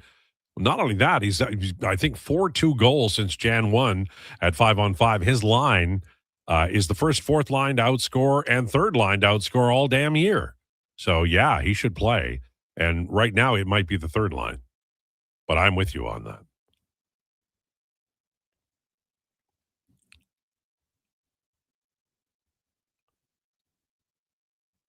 Hey, fellas, Podkolzin is playing like everyone thought Frederick would be from Clay. You know, Clayton, I will tell you this. God's honest truth. I think the Oilers would be better off not spending dime one on July 1. Just go out and have lunch or stay at home with your family. And then on July 1st, start signing guys. The Podkolzin trade, the Emberson trade. They got waivers. Hell, boys, they got waivers on Kasperi Kapanen. You know, this year they made I think, a nice trade for Stastny. Now, look, Tristan Jarry cost a lot, but they offloaded some money too, as well. They've done really, really well with the smaller trades. And I think they should approach it from that point of view. Every time they go whale hunting, they end up, you know, on the beach. I'm serious about this. I think the Oilers should go back to the olden days before Cap, when they had to really play the smart game. And they ended up getting Jason Smith and Steve Stais and those kinds of guys. You know, you got to use your head for more than a hat rack. And when you're just spending dollars on July 1, it feels like you're not, you know, giving anything up, but you really are. Because you also have to give them a no movement clause, apparently. July 1, screw that noise. We should have our show on July 2nd when the Oilers get doing business. The way that the NHL co-opted no move clause and no trade clauses and just made it like beyond commonplace it's honestly astounding. It is, because it's so limiting, and yet everybody does it. Yeah, like the NBA, I obviously always kind of use as a baseline for things. Like, it's the most superstar-driven league, and there's one player in the NBA with a no trade clause right now. Like, that's crazy. And it's Dr. J. It is Dr. J. No. Sixer for life. He was so good. He was good. Okay. Speaking of all-time greats, Mitch Marner coming back to the Toronto Maple Leafs. And I think Stuart Skinner will get a nice welcome tonight. I don't think Mitch Marner will get such a welcome. No, I don't either. I asked you the question in the break, how long does it take for Toronto to start booing him? And you said pregame skate. And I said, yeah, you're probably right. You might be too early or too late. People might start booing when the bus pulls in. Well, he's they got a guy from the desert. They got a guy from Sweden, and they got a guy from next door, and the guy from next door is the guy who doesn't want to stay. Yeah. I don't know. Because they suck. Mitch Marner, he's not exactly tearing it up 5-on-5. He's got 9 5-on-5 goals this year out in Vegas. It's not exactly lighting the world on fire. Well, now he is over a point a game player, which is expected. Yeah, but I believe in my heart of hearts, 5-on-5 is where you prove yourself. 9 goals, 5-on-5. But like that's he's always never been been a goal scorer. Yeah, He's that's a play the knock creator. on Marner, is that he doesn't score goals. He makes sure that the guys who do score goals have the puck in the best possible spot to score a goal, which is why Austin Matthews scored 71 in a season. Well, he's always had good 5-on-5 numbers. Like points per 60 has been like he's been money his whole career. But here's the thing, like how weird. Sorry, this is what bothers me about like people are like, well, Marner, they missed him. But here's what happened: Marner left, and they replaced him with a bunch of fourth line guys. Like you're losing a skill guy. You've got to replace skill with skill. They're down a skill guy from a year ago. And I know Nick Roy is good, and I know that they had a bunch of, beefy guys, but Troy Stetcher improved the skill of that team when he arrived because he could move the puck. That's not a Mitch Marner was great problem. That's the Toronto Maple Leafs management didn't do a very good job problem, in my opinion. Yeah, but that core group didn't do a whole lot in the playoffs on the ice either. Like at some point, you got to stop running it back as is. Yeah, but man, you if you're going to give up a skill player like No, Marner, I agree. You got to get like, and like I understand the idea of being beefy and tough, but you got to move. People got to move in the NHL. Those defensemen, man, they have to be able to skate. And I'm telling you, the Leafs got a bunch of slow moving dump trucks. And they need a few, defensive Maseratis out there. Well, that's on the defensive side. And I do think they need one more skill winger to replace Marner. I like their team. I think Austin Matthews is really good. Like, I think that people underestimate what he's done in his career. I've watched the Leafs since the 60s. Mahovlich, Dave Keon. They've had all-time greats. This guy is outscoring everybody. And that, I know that in the original 6, they played fewer games. It was more defensive, but he has really been a special player in Toronto. If he spends, the question I ask, and I always ask this, and people hum and haw, and nobody really gives me an answer because, they don't know, so I get that. But do you think Matthews stays? I'm not doing that to be a turd. I'm not trying to be a jerk about it. But he's got 426 goals in 673 games.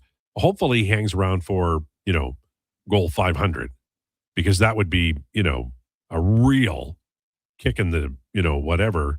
If he, if you get that close for such a storied franchise over 100 years in existence, you would hope that you'd hang around and get your 500. By the way, can either of you tell me what the record is? 4 goals by a Toronto Maple Leaf. Does he not have it? Yes, he does. owns it because it was just passed what was Matt it? It was Sundin. 421 was the record before. 420. He's at 426, and he's 4th in points. Yeah, is that what it is? Checking now. Checking. Yeah, it's Sundin 987, Sittler 916, Keon 858, Matthews 769. Yeah, so he's got a ways to go. But Bourrier Salming 768, Mitch Marner 741. And they traded Big Frank, so he only has 597, but Big Frank was the man. When they traded Big Frank Mahovlich, my dad stopped cheering for the Leafs. That was he it. switched to? He was just like done cheering for a team? Just didn't, just the game would be on. The game? I always watched with my dad until then, and then my grandma was the one who would watch with me on Saturday nights, hockey night. They all play, they drink beer, smoke cigarettes, and play cards at the table. Grandma and I'd watch the game. I'd watch it in a big quilt and then fall asleep.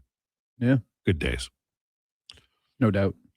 Did you watch hockey with probably with your dad a lot? I watched hockey with my dad, or like it was always on. Yeah. But yeah. Did you play at a high level? No. I stopped playing in grade 3, I want to say. Yeah. I couldn't skate, so I probably stopped around then too. I was a terrible skater. I couldn't skate very well. I just didn't like playing. like it's a long time ago, so maybe that's it. But like, I remember scoring maybe 2 hat tricks in my second season. Yeah. Because I learned how to dribble the puck, and so that was cool.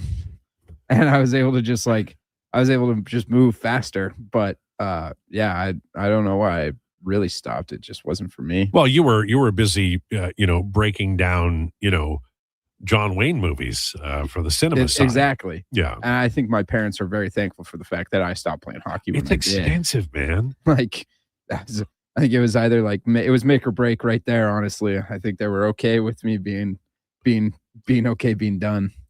My kids were both into swimming and music, so I got lucky that way. They didn't necessarily. Well, music can be expensive at times. It can.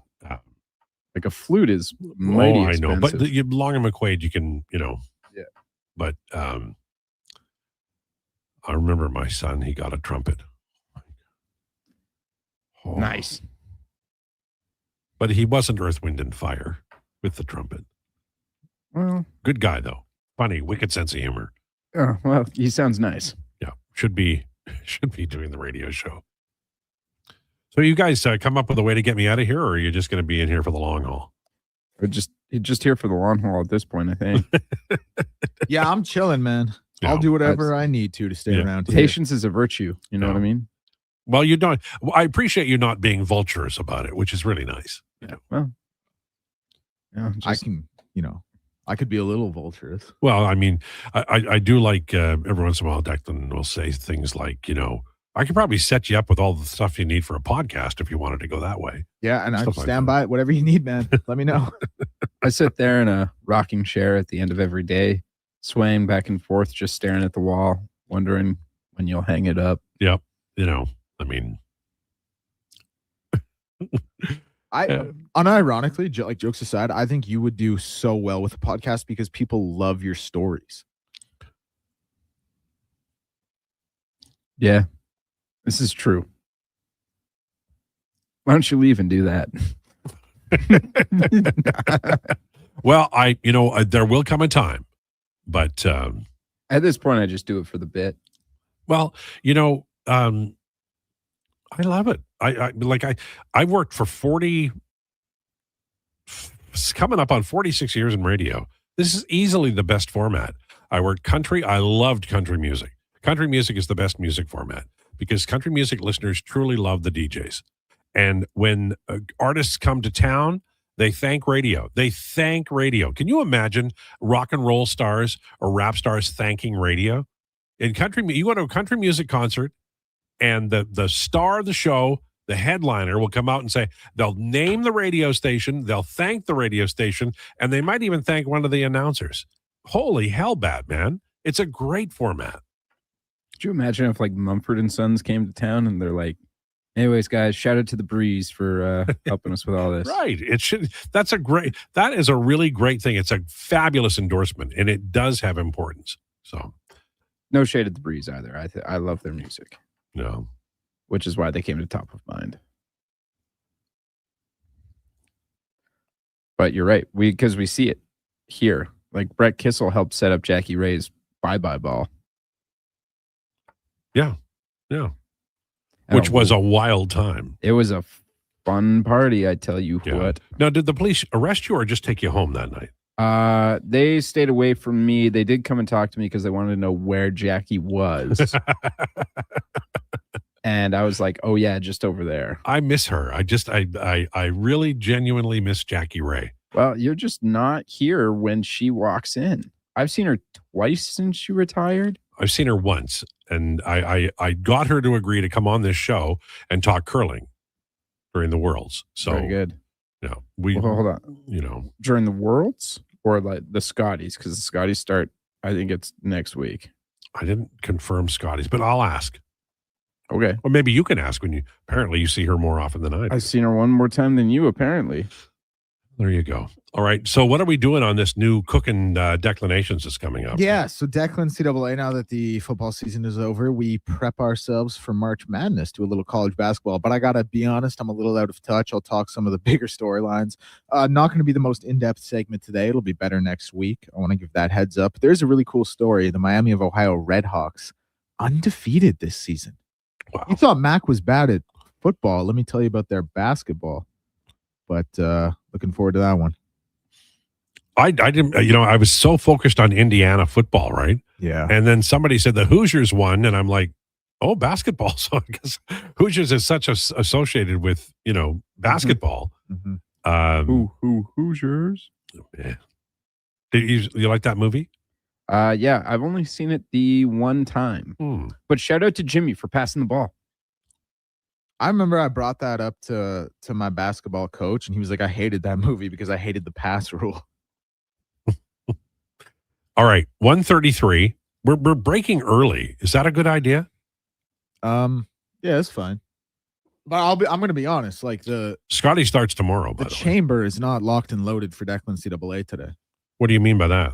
Well, normally, I just have a lot more to go off of. But I haven't been into the college basketball scene. Oh, well, as we much can as riff I'd like off of that college football was worth talking about again. Yeah, we'll cover that too. A Leaf in the Wind said, did Josh really say dribble the puck? Well, he was talking in terms of. But you know what I mean, Yeah. because you dribble a ball in soccer. And Stick handle is what we often stick say. handle. But come on, we all know what I'm saying. Yeah. Also, he is sort of a basketball fella, so we're not going to get too angry at him about that. It's literally called dribbling in every sport except for hockey. So I just say to hell with it and say dribble.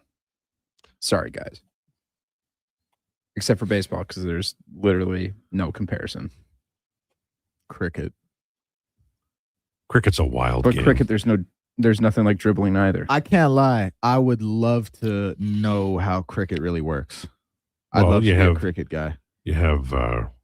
They have matches that go on for days. Oh yeah, no, they have tea. They're right in the middle of it. There's two different types of cricket, right?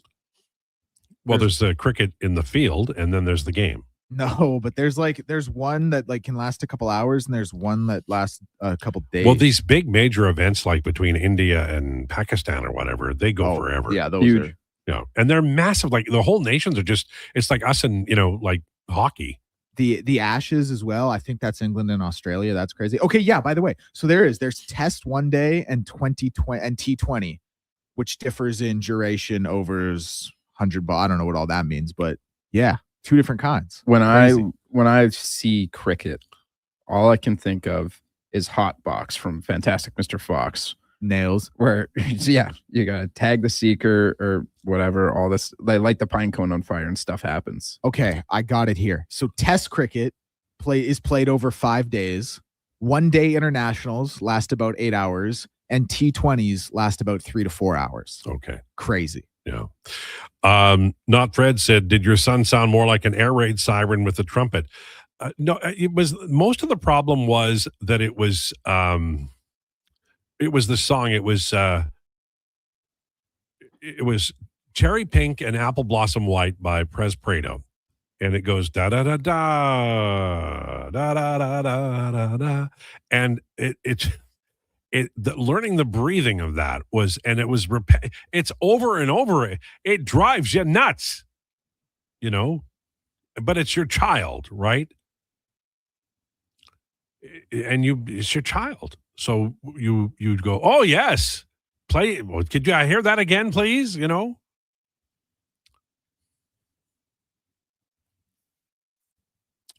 I was happy when we took the trumpet back. I'll be honest. I think he's old enough to. I think he's old enough to hear it now, unless this was like last week. No. It was many years ago. All right, on the way, Declinations, Lowdown with Lowetide on Sports 1440 and YouTube.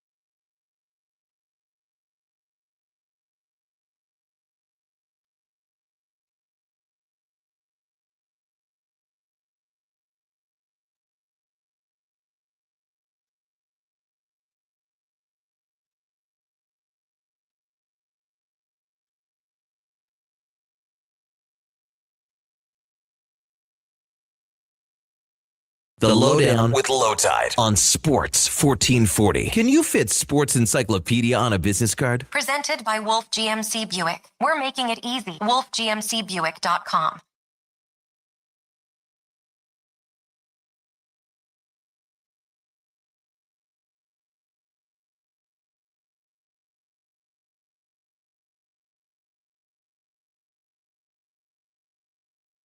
Sports 1440 for Wolf GMC Buick.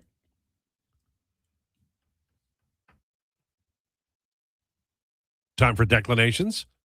Presented by Elks Nation. Check out the new website, elksnation.ca. Article, podcast, and more breaking down the green and gold. The most in-depth Double E football coverage online, elksnation.ca. And earlier in the winter, I got a promise from Declan that he was going to have CFL draft content at Elks Nation. CFL draft tentatively scheduled for April 28th.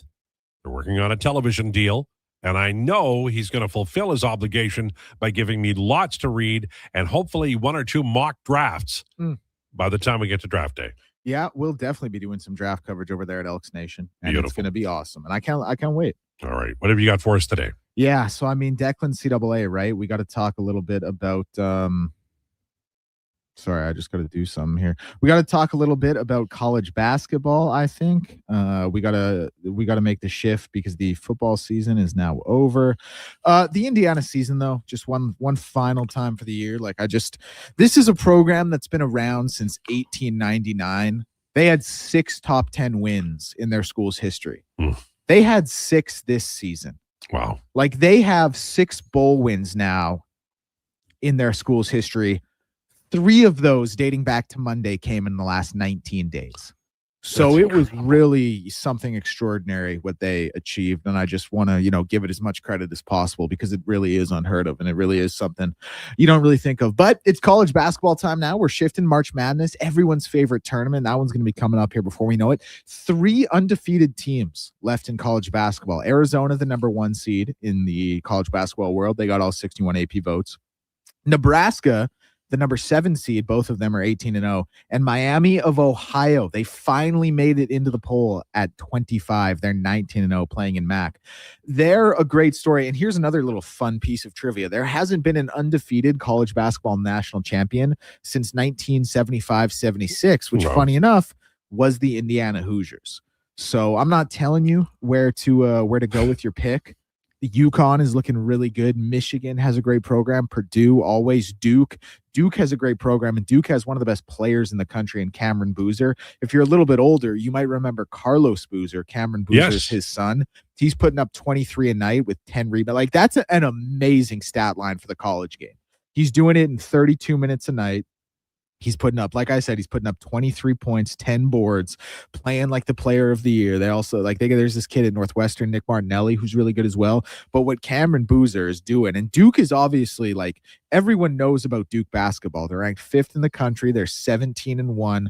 I just want to double check their only loss. Yeah, their only loss was to Texas Tech, a 1-point loss. They're a really strong program as well. It's probably a little early to be dishing out predictions on who I think is going to be the best team to hit your wagon to March Madness. I got to really sit down. I got to spend an evening. I got to get into the Ken Palm rankings. But Arizona, what they've done this year with Coach Tommy Lloyd, he came in and he's been a great coach. Had a 33-win team his first season there. Not as good the past 2 years. I think he had double-digit losses last year. But the way Arizona's rolling right now, they're looking like a real special team. And this Miami, Ohio team, like I said, they're MAC isn't exactly some renowned basketball conference. The fact that Miami of Ohio is 19-0, first of all, hilarious. They're 19-0 and finally just got in the rankings here. But you look down their remaining schedule: UMass, Northern Illinois, Buffalo, Marshall, Ohio, UMass, Bowling Green, Eastern Michigan, Western Michigan, Toledo, Ohio.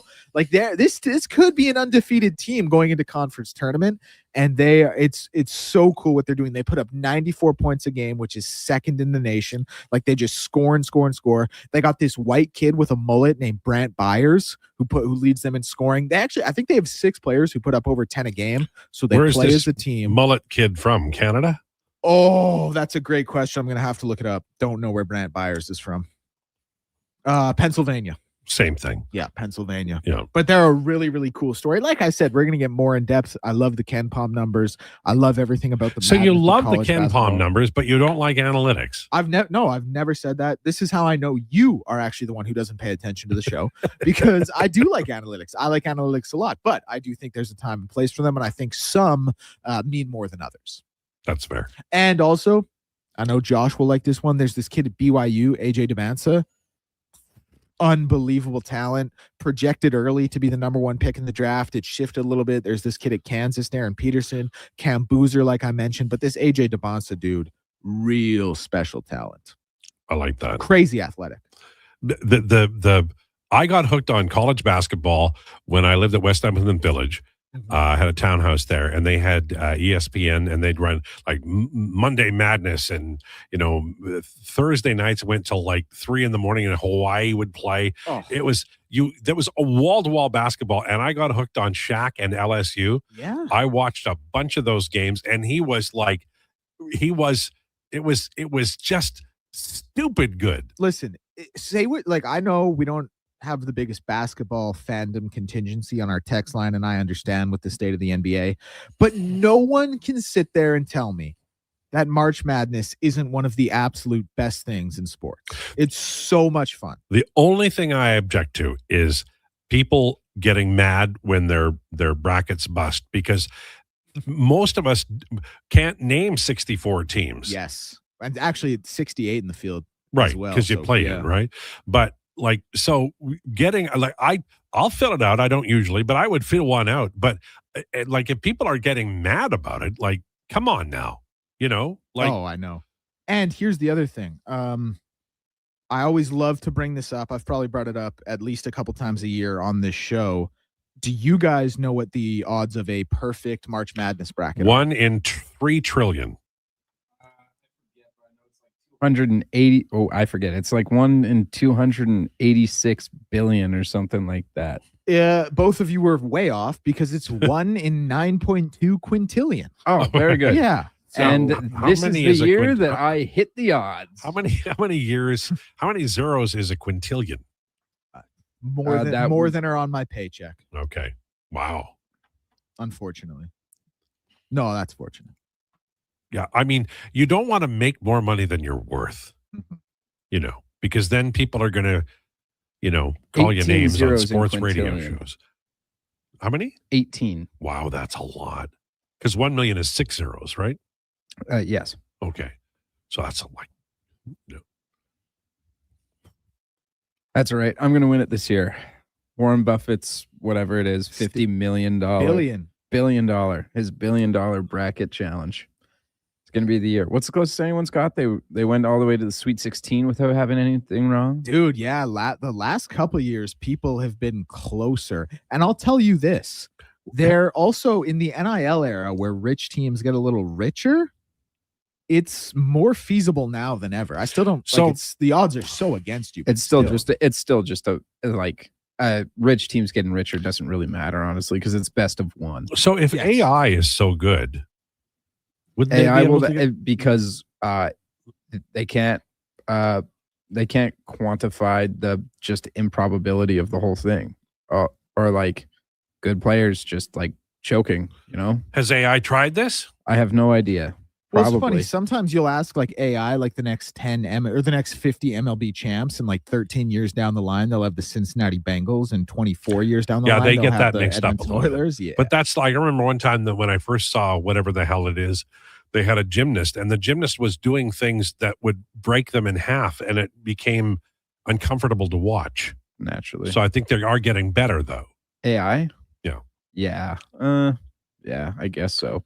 The people who are using it are getting better. AI is a tool. We had a whole We debate. don't need to put people down. OpenAI on AI is a track to good lose- person, I'm sure. We don't have to call them a tool. OpenAI on track to lose $14 billion this year.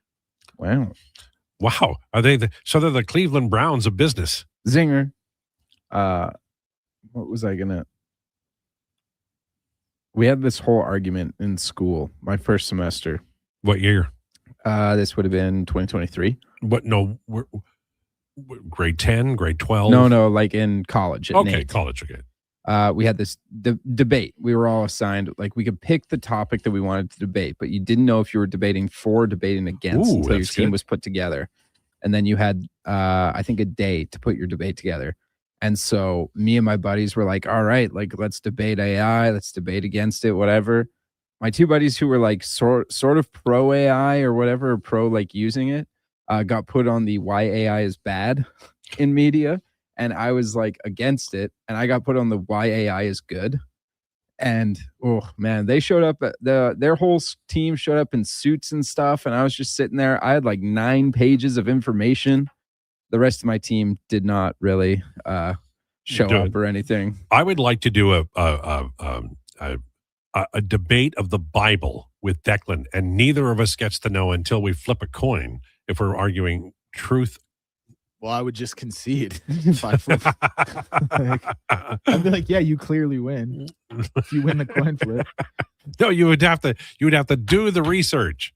You'd have to come up with done the research. No, come but to the conclusion. You would have to argue the whatever side. You'd have to play it straight up. Yeah, I wouldn't do that. I would concede.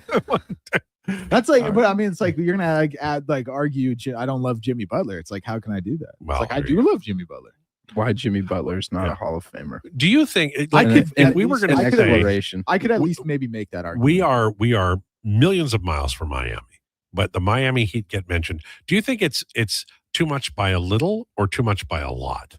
I've thought about that, and I mean this genuinely. From the like, if I'm here if I'm an Oilers fan listening to this, because this is a hockey mad market, they love the Oilers, and if I listen to Lowetide's, producer talking about the Miami Heat this much, I'd be pretty pissed off about it. No, so I do. No, seriously, I don't agree with that. Well, listen, I feel like I, obviously have a lot of passion, Text line begs to differ. A lot of knowledge about it, but I do feel bad when people want to talk about the Oilers, and I'm sitting up here talking about Simon Fontecchio and Drew Smith Jr. What's the first letter in ESPN? Entertainment. What do? You entertain. Banger. And so what you know is what you talk about. Because if you were talking about something you didn't know, you'd be exposed for being a fool. A fool. Yeah, like cricket. In 10 minutes or less, But you talk about what you know. Like Josh talks about cinema and basketball and the Los Angeles Angels of Anaheim. I talk about Bobby Orr and Frank Mahovlich, and you talk about Jimmy. That's what we know. I will say, though, in Declan's defense, not as much a Miami Heat station as we are a Houston Texans station. Yeah. I have no doubt that this is the station in Canada that mentions the Houston Texans the most. Who mentions the Texans? Brandon. He's a Texans fan. And I would say, yeah, they get brought up. They were brought up during the football season once a day, at least. Did he follow the Houston Oilers when they were there, or is this just that he loves the expansion teams? I'm not totally sure. I'm pretty He's young sure. enough to maybe have gotten into it around then. Maybe, but I don't know. That's a question for him. I don't have the answer on that one. But he loves his Texans.